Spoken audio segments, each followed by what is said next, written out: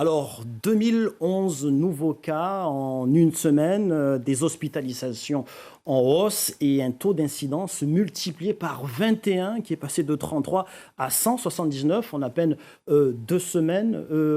Sommes-nous dans une situation extrême? En tout cas, à ce stade, on peut dire que la situation sanitaire sur Mayotte est sérieuse. Effectivement, nous faisons face à une troisième vague de Covid qui est liée à ce fameux variant Omicron. Je pense qu'on peut voir la courbe épidémique qui est absolument, effrayante. Je ne sais pas si on peut la mettre à l'antenne et si on peut comparer avec les autres vagues qu'a connu Mayotte. Alors, Bon, on m'annonce qu'on l'a pas. Ok, bon, donc en fait, dans ces courbes, on voyait très bien que dans les autres vagues épidémiques, on avait, on va dire, l'effet d'une courbe. Là, très clairement, on a, comme vous l'avez indiqué, multiplié par quasiment 20 le taux d'incidence. Ouais. Qu'est-ce qu'on sait sur Omicron? Ça, c'est lié au fait qu'Omicron est extrêmement transmissible. Ça, c'est une chose dont on sait. Il est, en revanche, dans les points positifs, c'est qu'il est il apparaît moins virulent. Et l'autre point, en revanche, qui est négatif pour nous en termes de stratégie sanitaire, c'est qu'il est moins sensible au vaccin. En revanche, on peut rattraper, cette sensibilité par cette troisième dose de rappel qui permet de rebooster l'immunité à la fois individuelle et collective. Et je voudrais rassurer le personnel soignant là, qui s'est fait vacciner ce matin dans un centre de vaccination. Le vaccin est sûr.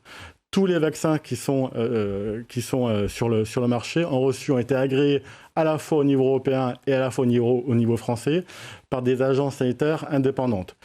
Tous les vaccins ont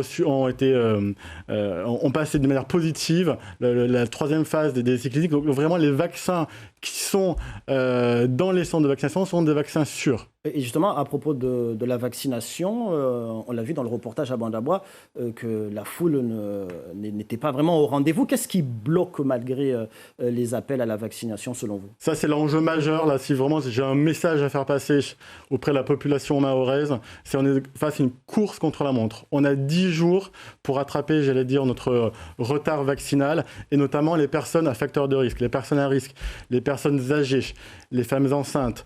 Toutes les personnes avec des comorbidités il faut vraiment qu'on protège ces personnes, il faut vraiment les inviter à la vaccination. Et donc c'est la raison pour laquelle nous, Agence régionale de santé, avec les services d'État, avec les collectivités, avec les associations, on est en train, de chercher une par une ces personnes sur le terrain pour les amener à la vaccination. C'est vraiment notre enjeu numéro 1. Cette course contre la montre pour la vaccination, on a un délai de 10 jours. Et on a des chiffres sur la vaccination à Mayotte. Où en sommes-nous par rapport au reste du territoire ou tout simplement par rapport à Mayotte, on a des chiffres sur le nombre de vaccinés? On a des chiffres. En population générale, en schéma complet, on est à 49%, donc on est à la moitié de la population générale. Hein. Mais en revanche, si on prend l'ancienne population cible, on est à 77%. Donc globalement, il y a eu un effort considérable fait par les Mahorais pour aller à la vaccination, mais il faut vraiment axer notre effort complémentaire sur cette dose de rappel qui est indispensable pour répondre aux enjeux face au variant Omicron. Alors, outre la vaccination, également les tests Covid par rapport, suite justement à cette explosion des chiffres. Qu'en est-il des autotests? Est-ce qu'ils sont déjà entrés en vigueur ici à Mayotte? Et qu'en est-il pour Mayotte? Comment ça se passe? Alors, effectivement, il faut différencier les PCR, ce qu'on appelle les PCR, les tests antigéniques et les autotests que toute la population peut se procurer. En termes d'indication pour les autotests, en fait, la première indication, c'est sécuriser la rentrée scolaire. C'est la raison pour laquelle, avec le rectorat, on a un stock conséquent d'autotests pour pouvoir tester l'ensemble des écoliers qui vont se rendre à l'école à partir de lundi prochain. Et en complément, en revanche, si on a des symptômes, la pratique de l'autotest n'est pas du tout recommandée. Il faut vraiment aller en pharmacie ou aller dans les centres de dépistage pour faire un test antigénique. Alors, dernier point, on l'a vu dans le reportage en début de journal, un cluster a été identifié au CHM. Les patients et les visiteurs doivent-ils s'inquiéter de cette situation?